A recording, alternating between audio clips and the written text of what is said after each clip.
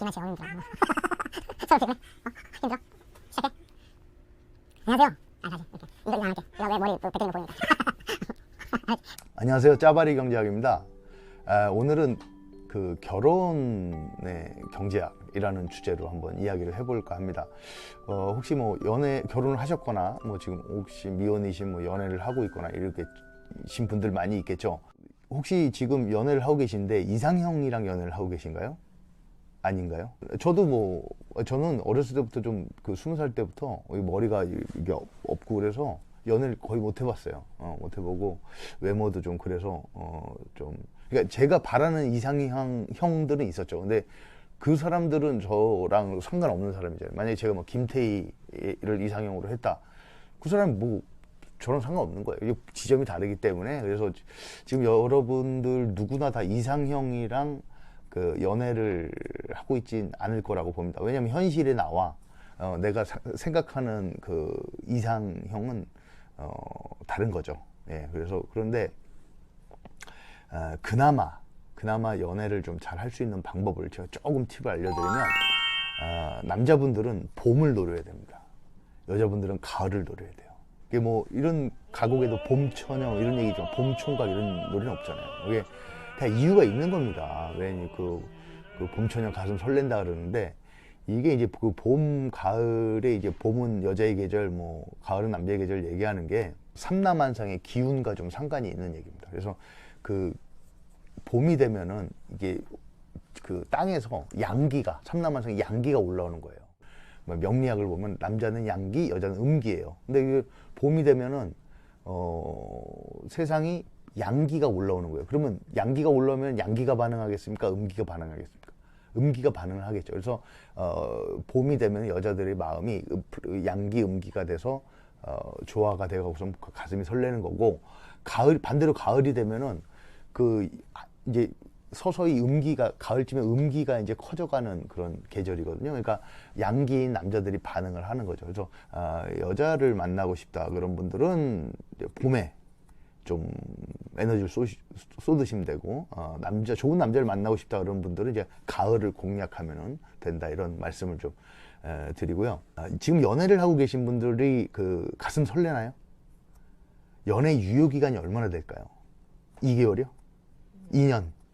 코넬 대학의 신디 하장 교수라는 사람이 사람의 연애 유효 기간에 대한 연구를 했어요. 그래서 몇 년 동안에 걸쳐서 했더니 18개월에서 30개월이 그 연애 유효 기간이랍니다. 사람마다 이제 호르몬 분비에 따라서 좀 다른데, 연애 유효 기간이라는 게 뭐냐면, 애인을 만났을 때 가슴 설레고, 밤에 잠 못 자고 보고 싶다, 뭐 보고 있는데도 또 보고 싶다, 생각나고, 뭘 해주면 좋을까, 막 이런 생각하는 거, 가슴 설레는 거, 그 기간이 18개월에서 30개월까지라는 거죠.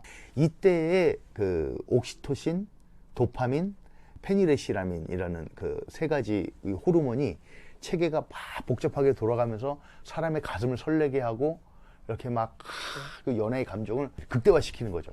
그런데 이게 계속 사람의 몸에서 호르몬 체계라는 게 항상 일정할 수 없어요. 변화가 생겨요. 왜냐하면 그 항체가 생기거든요. 그러니까 이게 계속 그 세 가지 호르몬들이 나오다 보니까 대뇌에서 야, 이제 그만 나와, 더 나오면 힘들어, 안 돼 하면서 자동적으로 호르몬 체계를 변화를 시켜주는 거예요.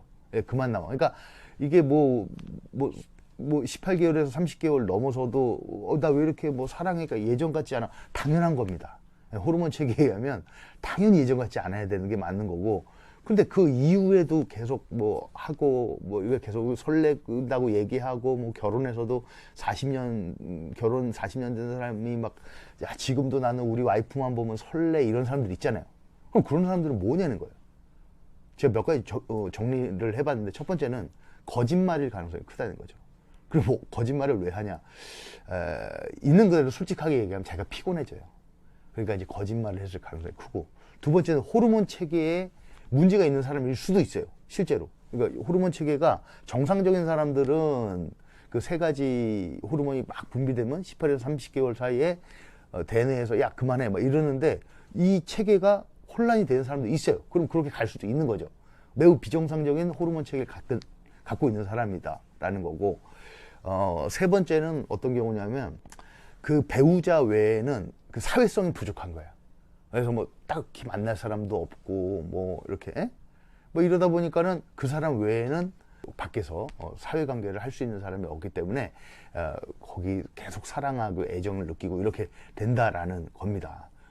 이렇게 세 가지로 구분할 수 있고, 근데 그렇잖아요. 그러면 아니 결혼했는데 설레지도 않고 뭐 사랑하지도 않고 뭐 이런데 이거 뭐 어떻게 되는 거냐, 이러면 그거 살 수 있냐, 이랬을 때에 저는 그거를 이렇게 생각합니다. 그 처음에의 그 설렘과 가슴 떨림 이런 감정들이 이렇게 하트 모양이었다면, 이게 이제 시간이 지나면서 이제 그 호르몬 체계에 의해서 하트가 이제 이렇게 뭐 이렇게도 됐다가 뭐 이렇게도 됐다가 다이아몬드 됐다가 원으로 됐다가 이렇게 바뀌는 거예요. 근데 문제 뭐냐, 요 하트의 요만큼의 양은 사실 변하지 않는다는 거죠. 이게 이제 연력학 제일 법칙 같은 거, 에너지 보존의 법칙 이런 거죠. 그러니까 에너지의 총량은 변하지 않고, 그러니까 애정의 총량은 변하지 않는데, 이게 처음엔 설렘이고 막 가슴 떨림 이런 거에다가 안정감, 뭐 믿음, 정 이런 걸로 바뀐다. 이렇게 보면은 그 논리적으로 뭐 이해가 될 것 같습니다. 근데 그러면은 이런 거 있죠.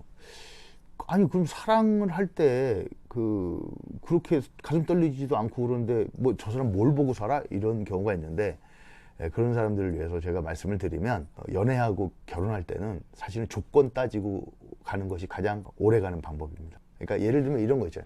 나는 돈 많은 남자가 좋아. 이렇게 했을 때 그 사람 돈이 많았어요. 근데 한순간에 망할 수 있잖아요. 근데 이거는 변동의 영역인 거죠. 근데 만약에 뭐 나는 서울대 나온 남자는 다른 거 다 필요 없어. 서울대 나온 남자가 좋아. 이런 조건을 갖는다. 그럼 서울대 나왔다는 그 사실 하나는 변하지 않는다는 거죠. 그럼 그 조건 따라서 쭉 가면은 덜 변할 수 있다. 그래서 조건 따지고 사람을 만나는 것이 오히려 오래 갈 수 있는 그런 길이다라는 개인적인 생각입니다. 제가 개인적인 생각이고, 야, 저 새끼 저거 사랑도 모르고 저걸 어떻게 저 따위로 얘기를 하냐라고 말씀하실 수 있지만, 제가 가만히 생각해 보니까 그런 것이 이제 사랑을 오래 지속할 수 있는 그런 길이 아닐까라는 생각을 하고, 이제 그렇게 막 연애를 했어요. 그다음 결혼으로 넘어갔어요. 자, 오늘은 연애 경제학에 대해서 알아봤는데요. 다음 시간에 시리즈로 연애 다음엔 뭐합니까? 결혼을 하겠죠. 결혼의 경제학에 대한 이야기를 한번 해보도록 하겠습니다. 다음 시간에 뵙겠습니다. 감사합니다.